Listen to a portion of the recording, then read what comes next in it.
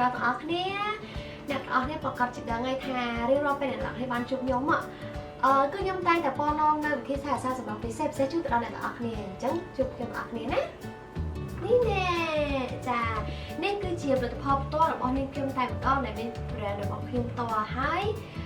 លេមួយនេះគឺមានឈ្មោះថា Pearl White Cream ដែលអ្នកទាំងអស់គ្នាអាចហៅងាយៗបានថាលេគឺខ្យងហើយអ្នកទាំងអស់គ្នាច្បាស់ជាដឹងហើយណាថាលេមួយនេះគឺមានអត្ថប្រយោជន៍អីខ្លះព្រោះខ្ញុំគិតថាមានបងប្អូនច្រើនមែនតើដែលគាត់មានការក្នុងការគ្រប់គ្រងលេគឺខ្យងមួយនេះហើយក៏មានបងប្អូនមួយចំនួនដែលក៏អត់តបានស្គាល់នៅអត្ថប្រយោជន៍របស់លេគឺខ្យងមួយនេះដែរអញ្ចឹងថ្ងៃនេះខ្ញុំចង់បង្ហាញអំពីអត្ថប្រយោជន៍លេគឺខ្យងមួយនេះថាតើអាចជួយអ្វីបានខ្លះចាឥឡូវខ្ញុំសូមបង្ហាញនៅសាច់លេផ្ទាល់របស់ឲ្យអ្នកទាំងអស់គ្នាបានឃើញតែម្ដងណា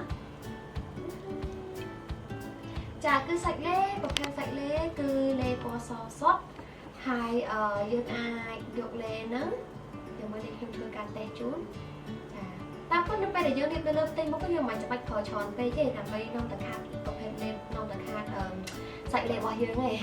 អញ្ចឹងយើងគ្រាន់តែយកមកយើងលេគឺរៀបចូល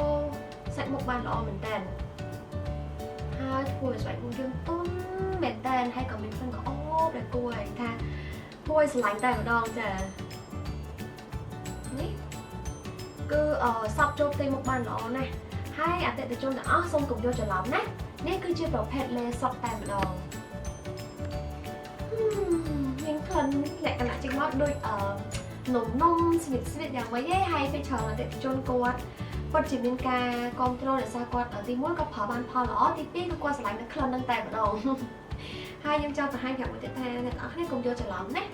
ប្រភេទ Pearl White Cream លេខ្យងនេះគឺជាប្រភេទលេសុទ្ធ 100% ព្រោះអ្នកមួយចំនួនគាត់តែងតែយកច្រឡំថាបងឥឡូវជាប្រភេទម្សៅមែនប្រភេទម្សៅលេមែនតែការប៉ັດគឺមែនទេជាប្រភេទលេសុទ្ធ 100% តែម្ដងចាអំបញ្ញមិញខ្ញុំបានបង្ហាញអំពីសាច់លេរួចហើយណាហើយក៏បង្ហាញអំពីប្រអប់អីរួចរាល់អស់ហើយអញ្ចឹងឥឡូវខ្ញុំសូមជម្រាបជូនអំពីអត្ថប្រយោជន៍របស់លេខ្យងនេះវិញម្ដងលេគឺខ្យងមួយនេះគឺមានអត្ថប្រយោជន៍ច្រើនមែនតើសម្រាប់ស្បែកមុខដែលមានបញ្ហាជួយឲ្យគាត់សម៉ត់ទន់ភ្លឺរលោងហើយជួយព្យាបាលមុខមន់មុខជាំអាចរុយនិងស្នាមផងដែរអញ្ចឹងខ្ញុំក៏ចង់បង្ហាញមួយទៀតផងដែរថាអ្នកដែលមានបញ្ហាមុខជាំនិងអាចរុយគាត់សួរខ្ញុំថាតើអាចបាត់អត់ខ្ញុំចង់បង្ហាញប្រាប់គាត់ថាគឺបាត់ប៉ុន្តែបានតែ50%ទេណាខ្ញុំអត់ប្រាប់គាត់ថាបាន100%នេះគឺខ្ញុំនិយាយអ្វីដែលខ្ញុំទទួលបានផលប្រកបព្រោះថាពេលច្រើនតែជនគាត់ប្រើប្រាស់ឲ្យគាត់តែងតែ feedback មកខ្ញុំវិញថាគាត់ប្រើឲ្យឃើញអាចហើយគាត់បាត់បានប៉ុណ្ណេះប្រហែល%អញ្ចឹងខ្ញុំក៏យកដំណឹងអស់នេះចែកជូនទៅដល់អ្នកនរគ្នាឲ្យបានដឹងគឺបានន័យថាអ្នកដែលមានអាចរុយខ្លាំងគឺទៅជាស្រាពីអ្នកដែលមានអាចរុយអត់ទូល្មមគឺគាត់ប្រើទៅអាចនឹងសឹងតែមិនឃើញហើយអ្នកដែលមានបញ្ហាមុខជាប់វិញក៏គាត់ជួយគាត់បានច្រើនដែរណាចំពោះបញ្ហាមួយទៀតនោះគឺអ្នកដែលមានមុខមុនមួយចំនួនគាត់ដឹងថាត្រូវប្រើដល់របៀបម៉េចទេគឺខ្ញុំសូមណែនាំគាត់ធ្វើការញិកមុនជាមុនសិនធ្វើការញិកមុនបន្ទាប់មកគាត់ធ្វើការលាងទឹកក្តៅឧណ្ហរយៈពេល1សប្តាហ៍ទុកមុខទៅទេចោលក្នុងរយៈពេល1សប្តាហ៍រហូតដល់10ថ្ងៃនោះគឺសូមអត់ឲ្យប្រើប្រាស់ផលិតផលអ្វីទាំងអស់មិនថាមុខគាត់កើតមុនទេទោះបីជាមុខគាត់អត់មានបញ្ហាអីក៏ដោយមុខគាត់កើតអាចរុយក៏ដោយមុខគាត់កើតជាំក៏ដោយគ្រប់បញ្ហាទាំងអស់គឺគាត់ត្រូវការទុកចន្លោះពេល1សប្តាហ៍រហូតដល់ទៅ10ថ្ងៃដើម្បីធ្វើការលាងទឹកក្តៅឧណ្ហចេញជាមុនសិនពីព្រោះថាយើងអត់ដឹងថាគាត់នឹងប្រើផលិតផលអ្វីពីមុនមកហើយធម្មតាមនុស្សយើងតាំងពីតូចរហូតដល់ធំមិនមែនក៏មិនដែរអត់ដែរប្រើផលិតផលអ្វីទាំងអស់ទេណាគឺគាត់តែងតែប្រើហើយមិនដឹងថា1ឆ្នាំមុន1ខែមុន2ខែមុនឬ3ខែមុនទេអញ្ចឹងរៀងរាល់អ្នកទាំងអស់គ្នាផ្លាស់ប្ដូរនៅផលិតផលប្រើប្រាស់នីមួយត្រូវទុកចន្លោះពេល7ថ្ងៃរហូតដល់ទៅ10ថ្ងៃលាងទឹកក្តៅអូនលាងសម្អាតជាមួយនឹងទឹកក្តៅអូនដោយមិនប្រើប្រាស់លេអ្វីទាំងអស់អញ្ចឹងក្នុងចន្លោះពេល10ថ្ងៃហ្នឹងអ្នកទាំងអស់គ្នាខ្ញុំសូមសំណូមពរមួយគឺកុំប្រើលេអ្វីទាំងអស់គឺសូមទុកមុខទៅទេចោលជាមួយតែទឹកក្តៅអូនតែប៉ុណ្ណោះហើយក្រោយពី1សប្តាហ៍រហូតដល់10ថ្ងៃនោះអតិថិជនទាំងអស់គ្នាអាចជ្រើសរើសប្រើប្រាស់ជាមួយនឹងលេខ្យងមួយនេះបានណាអញ្ចឹងបន្ទាប់ពីគាត់ប្រើហើយខ្ញុំចង់បង្ហាញប្រាប់មួយទៀតថាមានគាត់មួយចំនួនសួរខ្ញុំថាបងលេហ្នឹងប្រើបានតែយប់ទាំងថ្ងៃអត់ខ្ញុំអាចប្រើប្រាស់ចេញនៅក្រៅបានអត់ខ្ញុំអាចចេញត្រូវថ្ងៃបានអត់ខ្ញុំសូមជម្រាបប្រាប់ថានេះគឺជាលេលាបពេលយប់មុនពេលចូលគេងតែប៉ុណ្ណោះហើយគាត់អាចលាបពេលព្រឹកបានប្រសិនបើចាំបាច់ពាក្យថាប្រសិនបើចាំបាច់ហ្នឹងគឺបានន័យថាបើសិនជាគាត់ អត់ទៅណាគាត់នៅផ្ទះមួយថ្ងៃពេញគាត់អត់ត្រូវដំណើរថ្ងៃគាត់អាចលាបបានពេលព្រឹកលាបបានទាំងយប់លាបបានទាំងព្រឹកប៉ុន្តែបើសិនជាគាត់ធ្វើការធ្វើដំណើរទៅក្រៅគាត់ទៅធ្វើការឬគាត់ទៅសិក្សាគាត់មិនចាំបាច់ប្រើប្រាស់ផលិតផលនេះពីលើទេគាត់ធ្វើការ make up តែម្ដងទៅព្រោះមានអ្នកមួយចំនួនគាត់យល់ច្រឡំថាអូគាត់ប្រើរបស់នេះទៅដល់ពីខំព្រោះហើយគាត់ធ្វើគាត់ប្រើប្រាស់គ្រឿងសម្អាងពីលើខ្ញុំគិតថាមិនចាំបាច់ទេបានន័យថាវាស្ដាយទេយើងគិតថាវាអត់មានការពីកម្ដៅថ្ងៃទេទី1ទី2បើយើងប្រើពេលយប់វាល្អជាងព្រោះពេលយប់គឺជាពេលមួយដែលយើងទទួលរំលែកបានល្អអញ្ចឹងលេយើងនៅពេលដែលលាបចូលស្បែកមុខទៅវាសក់ចូលគ្នាបានល្អអញ្ចឹងធ្វើអ្នកទទួលបានថាប្រយោជន៍ល្អជាងពេលព្រឹកណាហើយមួយទៀតគឺខ្ញុំក៏ចង់បង្ហាញប្រាប់មួយទៀតដែរថាអញ្ចឹងអត្ថប្រយោជន៍នៃលេអស់នេះគឺខ្ញុំបានបង្ហាញរួចរាល់អស់ហើយខ្ញុំសង្ឃឹមថាអ្នកទាំងអស់គ្នានឹងយល់ហើយនឹងបានដឹងអំពីអត្ថប្រយោជន៍របស់លេគឺខ្យល់1គីឡូនេះ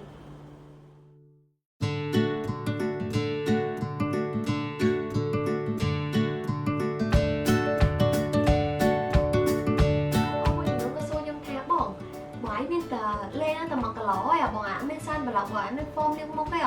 ហើយបងអាមានសេរ៉ូមលាបមុខអីចាអញ្ចឹងថ្ងៃហ្នឹងខ្ញុំចង់បង្ហាញឲ្យអ្នកគ្នាបានដឹងថាតើខ្ញុំបានប្រើប្រាស់ផលិតផលអ្វីខ្លះតាមការពិតគឺយើងមានជាលក្ខណៈ set អញ្ចឹងខ្ញុំសូមបង្ហាញឲ្យមើលណាលើកទី1នេះគឺខ្ញុំសូមបង្ហាញអំពីហ្វូមលាបមុខនេះគឺជាហ្វូមលាបមុខដែលខ្ញុំប្រើប្រាស់ប្រចាំថ្ងៃហើយខ្ញុំចង់បញ្ជាក់ប្រាប់ថាផលិតផលនេះគឺប្រើបានតែបុរសប្រើបានតែស្ត្រីបន្ទាប់ពីហ្វូមលាបមុខនេះហើយគឺខ្ញុំប្រើប្រាស់ខ្ញុំមានសាំប្លុកអានេះគឺជាសាំប្លុកតែក៏ប៉ុន្តែខ្ញុំគិតថាអ្នកទាំងអស់គ្នាអត់ទាន់ឃើញមាន logo មានតែងពីលើហ្នឹងឯងមែនទេនេះគ្រាន់តែជាគីឡូជាប៉ាន់ដែលខ្ញុំយកមក test យកមកមើលសិនទេហើយនេះគឺជាគីឡូដែលខ្ញុំ accept យកថាខ្ញុំនឹងយកមកប្រើប្រាស់ជាមួយនឹងផលិតផលរបស់ខ្ញុំបន្ទាប់មកទៀតខ្ញុំជាទឹក toner លាងសម្អាតធូលីដីទឹក toner មួយនេះគឺជាអត្ថប្រយោជន៍មួយនៃការគូផ្សំនៃគ្រឿងអស់ទាំងហ្នឹង skin care អស់ទាំងហ្នឹងគឺជួយសម្អាតធូលីដីបានល្អខ្ចប់បន្ទាប់ពី foam លាងមុខបន្ទាប់មកទៀតខ្ញុំសូមបង្ហាញអំពី serum នេះគឺជាប្រភេទ serum ថែរក្សាស្បែកមុខ serum នេះគឺជាប្រភេទ serum 20 gold 24k ដែលយើងអាចហៅបានថាសន្លឹកមាស 24k គឺសម្រាប់មាន 24k នេះគឺល្អខ្ចប់មែនតើជួយឲ្យស្បែកមុខយើងក្មេងមានសំណើមផ្ដល់ពន្លឺនៅស្បែកមុខយើងជួយឲ្យភ្លឺជួយឲ្យសອບជួយបំបត្តិមុនជួយបំបត្តិអីគឺជួយច្រើនមែនតើតែម្ដងចំពោះសេរ៉ូមមួយនេះណាចាអញ្ចឹងមិញខ្ញុំបានបង្ហាញរួចរាល់អស់ហើយថាប្រភេទលេរបស់ខ្ញុំគឺនឹងចូល stock នៅក្នុងខែ8អាចនឹងពាក់កណ្ដាលខែ8ឬក៏ចូលខែ8ចូលមកដល់គ្រប់មុខនេះខ្ញុំនឹងធ្វើការបង្ហាញទៅឲ្យអ្នកនរគ្នាបានដឹងពីវិធីប្រើប្រាស់និងវិធីថែរក្សាសម្រស់ផងដែរបន្តមកទៀតខ្ញុំចង់ទៅប្រាប់មួយទៀតថាប្រភេទលេរបស់នេះខ្ញុំគឺមានសារធាតុផ្សំសុទ្ធមកពីប្រទេសជប៉ុន 100% ប៉ុន្តែគ្រាន់តែកន្លការវិខ្ចប់គឺមកពីប្រទេសថៃពួកខ្ញុំនិយាយបែបហ្នឹងគឺខ្ញុំគិតថាអ្នកនរគ្នាប្រហែលជាធ្លាប់មានអារម្មណ៍ថាប្រហែលនៅស្រៀងកន្លអស់ទាំងនេះពីមុនមកហើយដោយសារតែយើងជ្រើសរើសពីប្រទេសថៃអញ្ចឹងកន្លគឺអាចនឹងមានការមានរូបរាងស្រៀងគ្នាឬក៏ផាក់ថៃគ្នាតែប៉ុណ្្នឹងឯងណាចាអញ្ចឹងនៅពេលនេះខ្ញុំក៏ចង់ប្រាប់បាយនិងប្រាប់ការទៅដល់អ្នកគ្រប់គ្រងផលវាយគ្នាទាំងអស់អ្នកដែលស្រឡាញ់នឹងជួយចិត្តនេះខ្ញុំទាំងអស់អ្នកដែលតែងតែជឿជាក់ទៅលើលេខគឺខ្យល់មួយនេះទាំងអស់គ្នាថាកន្លមួយនេះគឺមានរូបរាងស្អាតបាត់ស្អាតហើយគួរឲ្យចាប់អារម្មណ៍គាត់បានដែរអញ្ចឹងធ្វើឲ្យអ្នកលក់មួយចំនួនគាត់ស្រឡាញ់នៅកន្លមួយនេះគាត់ក៏ជឿរើសធ្វើការវិខ្ចប់ដូចជានាងខ្ញុំបន្ទាប់មកទៀតគឺគាត់ចាប់ផ្ដើមធ្វើប្រអប់បែបនេះដែរគ្រាន់តែគាត់ធ្វើប្រអប់ក៏ដាក់ម៉ាកផ្សេងប៉ុន្តែខ្ញុំចង់បញ្ជាក់ប្រាប់ថាបើសិនជាគាត់ធ្វើបែបនោះខ្ញុំអត់ខុសទេខ្ញុំក៏អត់ថាដែរព្រោះថានេះជាកម្មសិទ្ធិរបស់មនុស្សម្នាក់សំខាន់គឺសាច់លេខាងក្នុងគឺគុណភាពខុសៗគ្នាអត់សំខាន់ទៅលើរបស់មួយនេះទេប៉ុន្តែខ្ញុំចង់ប្រាប់គាត់ថាបើសិនជាធ្វើបែបនោះមានអតិថិជនរបស់ខ្ញុំក៏សួរថាចាបងលេបរបស់បងឯងខ្ញុំប្រើបាត់ជាល្អមែនតើក្រុមគ្រួសាររបស់ខ្ញុំបានផ្លាស់ប្ដូរប្រើប្រាស់លេបរបស់បងឯងទាំងអស់សប្តាហ៍ថ្ងៃមួយគាត់បានឃើញអនឡាញមួយចំនួនបានធ្វើកន្លបែបហ្នឹងដែរគ្រាន់តែប្រអប់ខាងក្រៅនេះគាត់ធ្វើការវេចខ្ចប់ឈ្មោះផ្សេង brand ផ្សេងនិងពណ៌ផ្សេងអត់មានរូបរបស់ខ្ញុំបែបហ្នឹងទេហើយគាត់ក៏បានប្រាប់ខ្ញុំថាតាំងពីសេមុំយកលេពីខ្ញុំទៅលក់ឯងសេមុំយកលេមកពីថៃដូចគ្នាឯងគាត់និយាយបែបហ្នឹងគឺបានន័យថាគាត់កំពុងតែបង្ខូចឈ្មោះរបស់ខ្ញុំគាត់កំពុងតែគេហៅថាទាមទារអតិថិជនកើនឡើងទៅខាងគាត់វិញតាំងពីសូមអ្នកដែលគ្រប់គ្រងលេគឺខ្យល់ទាំងអស់ប្រុងប្រយ័ត្នឲ្យមែនតែនណា លេខគឺខ្យងគឺមានភ្ជាប់មកជាមួយនឹងកន្លងនេះពិតប្រាកដមែនក៏ប៉ុន្តែត្រូវតែភ្ជាប់ជាមួយនឹងប្រអប់ដែលមានរូបរបស់ខ្ញុំផ្ទាល់តែម្ដងហើយនឹងមានអក្សរ SNM អញ្ចឹងខ្ញុំក៏សូមផ្ដាំផ្ញើទៅអនឡាញមួយចំនួនដែរថាសូមកុំប្រើប្រាស់រូបរបស់ខ្ញុំទៅផុសភ្ជាប់ជាមួយនឹងផលិតផលរបស់ខ្លួនដោយពុំមានការអនុញ្ញាតផងដែរព្រោះថាគាត់ធ្វើបែបហ្នឹងគឺមិនមែនខាតបងខាងខ្ញុំទេគឺអាចខាតបងខាងគាត់ដោយសារតែមានភ្ញៀវឬក៏អតិថិជនមួយចំនួននៅពេលដែលគាត់ឃើញរូបខ្ញុំគាត់ច្បាស់ជាស្គាល់ហើយ S&M Shop គាត់ច្បាស់ជាខំមកសួរខ្ញុំហើយនៅពេលនោះខ្ញុំមិនឆ្លើយប្រាប់គាត់ថារបស់ហ្នឹងមិនមែនជារបស់ខ្ញុំទេអញ្ចឹងអ្នកដែលខាតបងគឺជាគាត់ទេមិនមែនជាខ្ញុំទេណាចា៎ចុងក្រោយខ្ញុំក៏សូមអរគុណដល់អតិថិជនដែលតែងតែគាំទ្រនៅលេខខ្យង Pearl White Cream ហើយក៏តែងតែគាំទ្រនិងឆ្លៃរូបនាងខ្ញុំផងដែរហើយសូមអរគុណសូមជូនពរដល់អ្នកគ្នាមានសុខភាពល្អសំណាងល្អរកទទួលទានមានបានហើយកុំភ្លេចណាលេខខ្យង Pearl White Cream សម្រាប់ជានិរន្តរ៍